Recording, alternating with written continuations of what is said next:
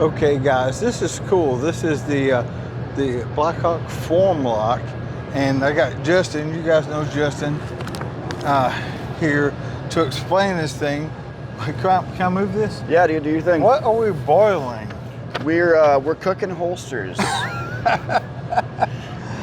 So in the holster space, you have just a big left and right paradigm between, on one hand of the holster space, you have a nylon multi-fit holster, right? Right. What does it do well? You can put multiple types of guns in that one holster. A gun bucket. It's a gun bucket. It's a gun sack. The problem with it is no passive retention. On the other side of that, you have like a dedicated fit, like our Stash IWB. It has that passive retention, but it's a one-trick pony in that you can only put that one type of blaster in there, but it has that passive retention. So we have this holster that's been out for a while, since 2015. It's called the Tech Grip holster, right? What made that thing special, it had a tacky material on the outside that helped it cling to the body so you could carry without a belt clip.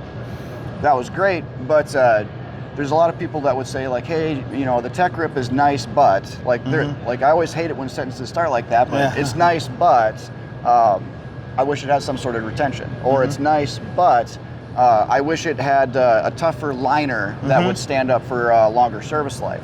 So as much as I hate hearing that nice, but in my position as a product developer, I got to hear that constantly. Otherwise, like our stuff is just going to get stagnant. Right. So enter the Tech Grip Form Lock Moldable IWB. So you notice I'm pulling it out of this bath of hot water. This is a sous vide machine.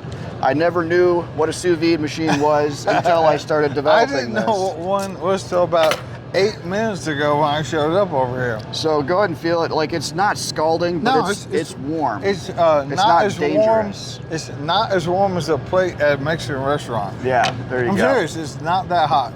So this comes with your kit. This is our sight channel protection tool, because if we just stuff this handgun in this holster and start molding, and we're going to mold material into our sight channel, and then we're going to create a permanent snag point. That's unacceptable. So you put your sight channel tool in there to protect the sight channel, and we start molding that retention. My retention point that we're recommending for this is the ejection port. Right in there, we're molding material into the ejection port. You'll notice I had another sample over here, an optics. I've been molding between this SIG 320 Compact and this Glock 19 Gen 5 MOS all of SHOT Show. I just keep going back and forth. Same holster. Same holster, just molding back and forth. And I have that set up that way to show people that this is optics compatible. So how hard are you squeezing? I'm not very strong. We know that. No, seriously. So basically think of it like a football mouth guard. About how hard would you have to like bite down to form it? Like if you bite down too hard, you're gonna bite right through the thing. Okay. So like just firm pressure, just like squeeze in with firm pressure. And if you're running optics, all you do is, obviously that's gonna create a problem, right?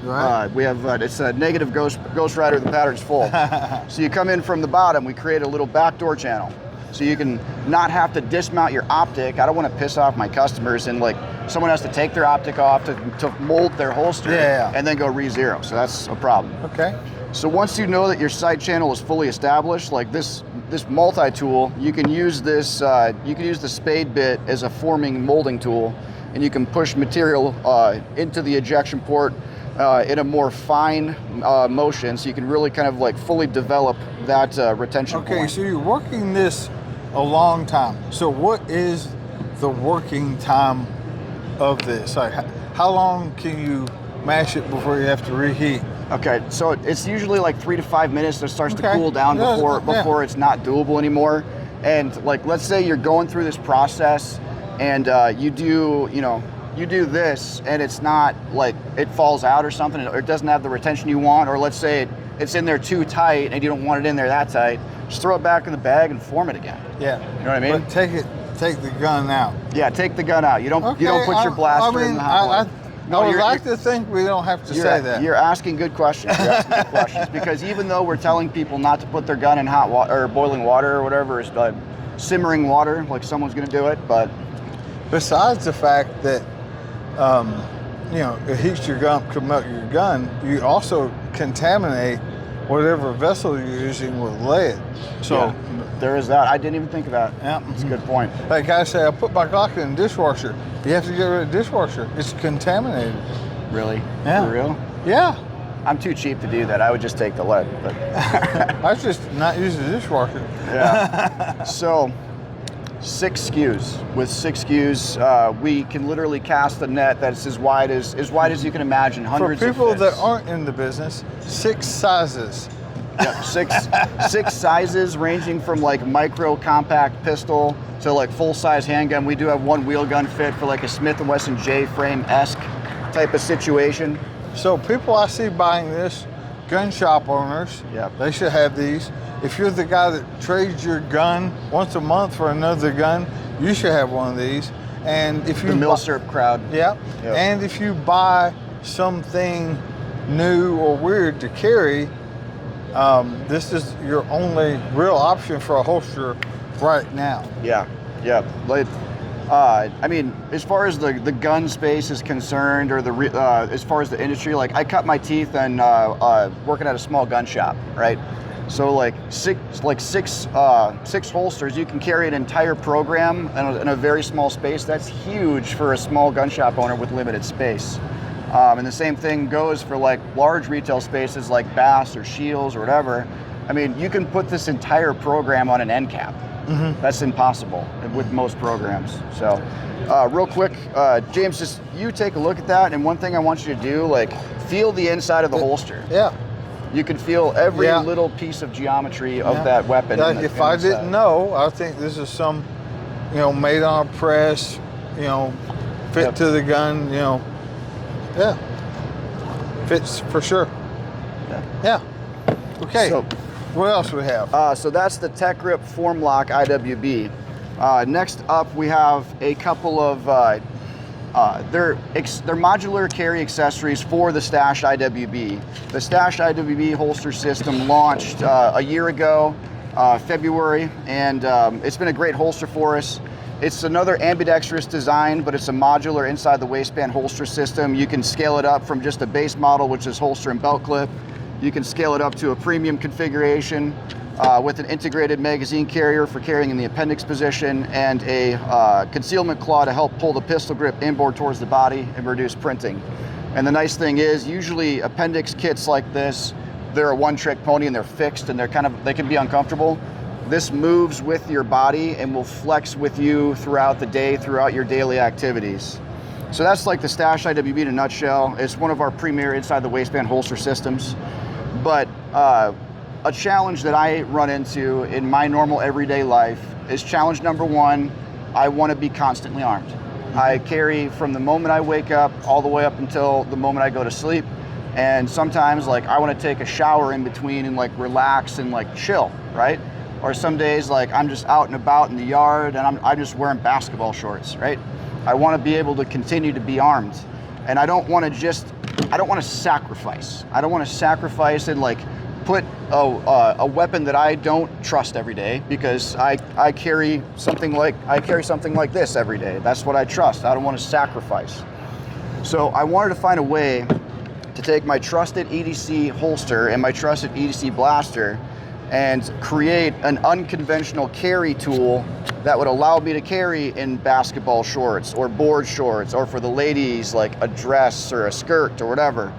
So this doesn't just carry your gun, because it's basically this 4-inch wide elastic double ply, and then there's a double layer of scuba webbing that behaves like your gun belt. Right. And that secures your trusted EDC. So that way you're not taking a hot like condition 1 weapon and putting it in a nylon sack like you've seen belly bands before, that you're just putting a loaded gun in something that doesn't protect the trigger guard and then something pushes into it.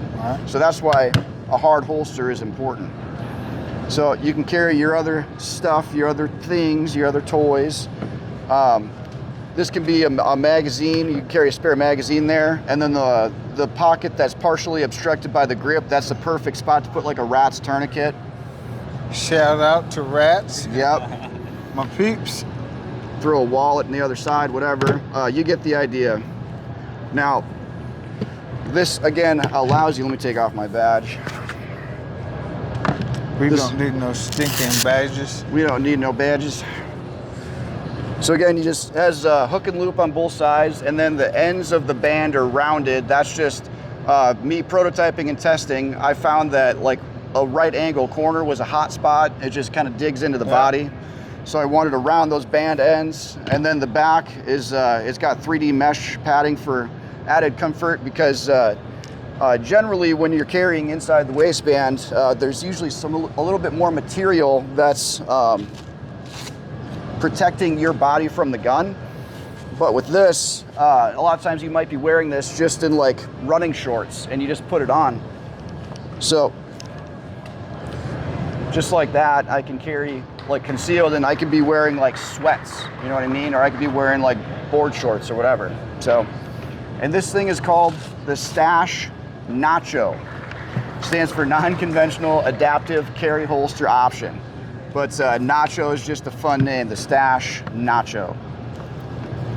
All right, what about this Manny Pack? This Manny Pack is called, so, you know, I'm a former Navy guy. I love acronyms. So again, this is an extension from the Stash. This is called the Stash Rack. Stands for Rapid Access Holster Carrier. Now, we are not the first people to develop a fanny pack weapon carrying device. What? We are one of the first, because our classic Blackhawk weapon fanny pack, that's a 20-year-old design. I found an OG catalog. Hold on a second. I should have showed you all my Blackhawk stuff. Yep. In my bug out bag, I've done videos on this. I have a 20-year-old Blackhawk fanny pack that I have in my bug out bag. That's like, awesome. For real. I mean, I've showed it on videos. Yep. But what material is that thing made out of? Like some nylon. Like 500 denier nylon. So the origin of that fanny pack was like someone just wanted a fanny pack designed for concealed carry, and to reduce cost, it was made out of the same exact material Blackhawk was using on all of its tactical nylon. Yeah. So like that's why it's 20 years old. Yeah. And it's tough as nails. But one look at that thing, and even someone in the non-tactical space, one look at that thing and they're like, oh yeah, I bet there's a gun in there. Yeah. So that's one of the reasons why this looks the way it does. So we made it out of 210D polyester. So it's not the same thread count or weave count as your tactical nylon, because I didn't want this to look tactical. Right. We selected a color pattern that would not scream tactical guy, but also hopefully to law enforcement, they see blue. It's a less aggressive color to them when they see blue, like Back to Boys in Blue type of thing. So this is designed for those that want to go for a run, or just want to get out and about, go for a walk, whatever. They're going for a run on the trail. They can wear it at the low back, and they can get out and go do their thing. And let's say they see a mountain lion on the trail, or like a wild dog on the trail or whatever. They can just grab the back of the fanny pack, spin it around, and generally to access a weapon in a fanny pack, it's the same thing that you would do to open any fanny pack. You unzip it and you fold it down. But the problem is that does not follow any muscle memory that you've done for any of your 10,000s of other draw strokes. So we wanted to solve that problem too. So all you do is you grab the bottom of the fanny pack and you pull up, and that clears your weapon. Oh wow. It clears your garment. Okay, cool. So it's held in place with rare earth magnets, so when you pull up on it, it doesn't go shh. We didn't want to do that. No, it's great. Let's say you are walking to your car, and you got some dude walking up to your vehicle. He hasn't presented an active threat yet, but you know that this is about to go bad. So you can just unzip the top zipper, and you can put your hand in your fanny pack. You're not brandishing or doing anything like that. You're not being aggressive. You're just like looking for your keys. And if he goes and activates that self-defense situation, you just pull the weapon straight out. Very cool. I like that. Front zipper, sized perfectly for like an iPhone. And then that interior has a larger interior pocket for like your concealed carry permit, your cash, your badge if you're an off-duty cop, whatever. And it's got a wide range of adjustment, not just because like we wanted it to fit like big dudes and little dudes, but because like the cool kids, the younger kids than me, like to do this like chest carry thing. And this actually like it turns into a chest holster, like a concealment chest holster. Did you say like me? You're not that young. Yeah. padded 3D mesh backer, and yeah, so this is the Stash rack rapid access holster carrier. Okay, is that it? Yeah. All right, Justin, we appreciate you. Yeah, thank you. Blackhawk SHOT Show 2020.